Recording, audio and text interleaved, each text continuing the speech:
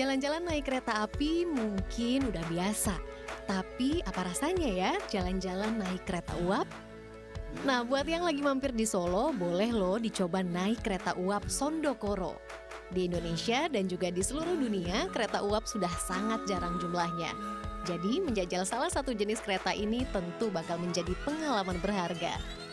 Cukup membayar Rp10.000 saja, kita bisa keliling sambil menikmati pemandangan.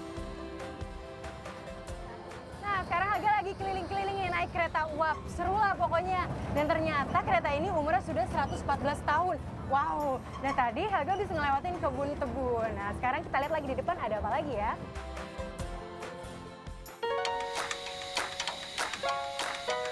Kereta uap berjalan dengan bahan bakar kayu. Untuk kereta Sondokoro butuh paling tidak 3 kubik kayu. Semua kayu harus dipanaskan selama 3 jam sebelum kereta beroperasi. Dulunya Sondokoro adalah kereta pengangkut tebu yang akan diolah menjadi gula pasir. Kini ia menjadi kereta wisata. Di tengah perjalanan naik Sondokoro, kita bisa mampir ke pabrik gula Tasikmadu.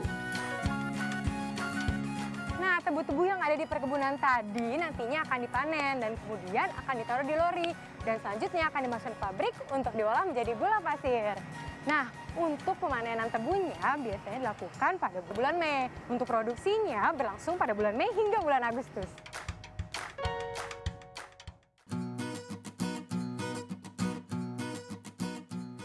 Mumpung pabrik gulanya lagi buka, kita bisa melihat-lihat ke dalamnya.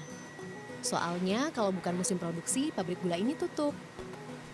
Pabrik gula Tasikmadu merupakan salah satu pabrik gula tertua di Indonesia. Pabrik ini sudah berdiri sejak zaman Raja Mangkunegara IV tahun 1871. Dan bisa dilihat nih, hampir semua alat yang digunakan masih asli sejak pertama kali didirikan. Keren ya? Nah, untuk mengolah tebu menjadi gula pasir butuh waktu 3 hari. Tebu digiling terlebih dahulu, kemudian melalui proses penyulingan. Menyusul selanjutnya tahap kristalisasi. Kristal inilah yang kemudian disebut gula pasir. Setelah dikemas, gula pasir dari Tasikmadu kemudian dijual ke pasar sekitar.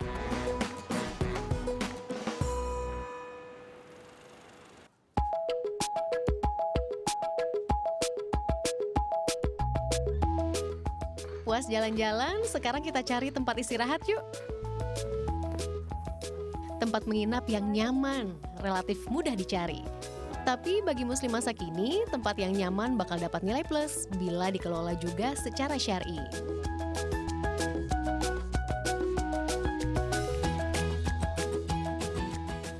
Haga mau menginap di Hotel Nuansa Syariah di kota ini. Dan hotel yang Haga datengin ini merupakan hotel syariah terbesar di Indonesia. Nah, Haga penasaran nih, fasilitas apa aja yang ditawarkan oleh hotel ini. Yuk kita lihat.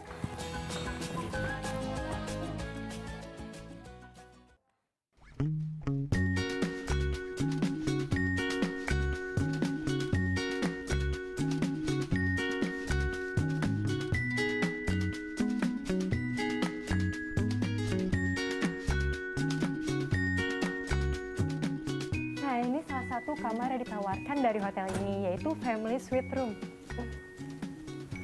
Nah, di sini ada 2 kamar, 1 ruang makan dan ruang keluarga juga.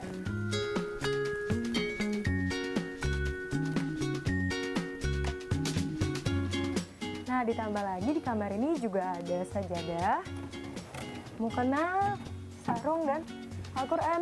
Lengkap banget pokoknya. Buat yang lebih senang beribadah bersama, hotel ini punya musola di setiap lantainya. Fasilitasnya pun lengkap. Dan setiap waktu sholat tiba, selalu ada kumandang azan terdengar di dalam hotel. Nah, kalau ngomongin soal makanannya, selain enak, soalnya restoran di sini juga sudah mendapatkan label halal dari Majelis Ulama Indonesia.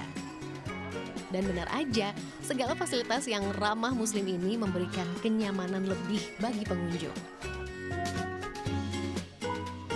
So the main point about why I choose Sharia Hotel as my own hotel or as a hotel, The first things they give, they have the good food and halal food.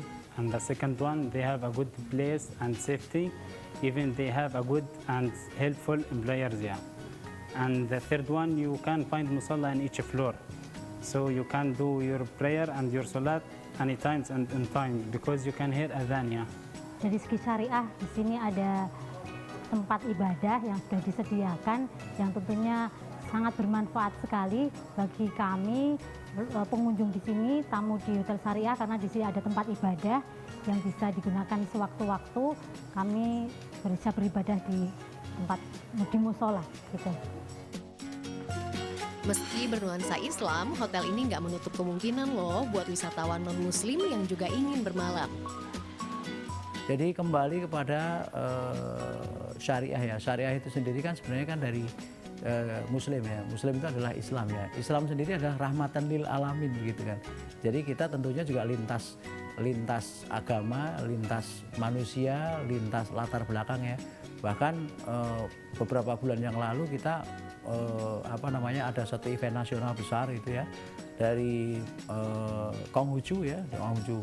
Ini kan non Muslim ya, tapi justru yang dipilih adalah hotel kita ya.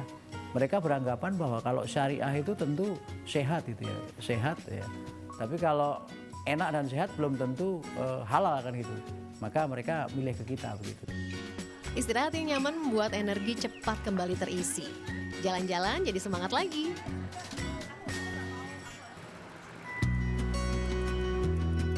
Lanjut yuk pelesiran ke salah satu ikon wisata kota Solo. Selamat datang di Kampung Batik Laweyan.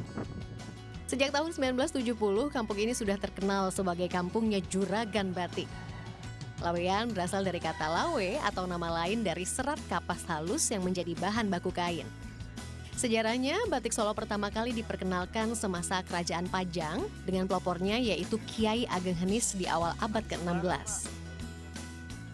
Sebelum zaman kemerdekaan, kampung Laweyan memegang peranan penting dalam kehidupan politik. Sekitar tahun 1911, Serikat Dagang Islam berdiri di sini dengan Kiai Haji Samanhudi sebagai pendirinya. Di bidang ekonomi, para saudagar batik Laweyan juga merupakan perintis pergerakan koperasi batik di tahun 1935. Wajah baru Kampung Batik Laweyan kini hadir dengan dibukanya sekitar 60 showroom batik, salah satunya yaitu Batik Mahkota. Di sini kita bisa melihat proses produksi, mengikuti workshop latihan batik, serta menilik koleksi batik-batik kuno. Uniknya, di showroom batik ini juga sedang ada pembuatan batik Al-Quran.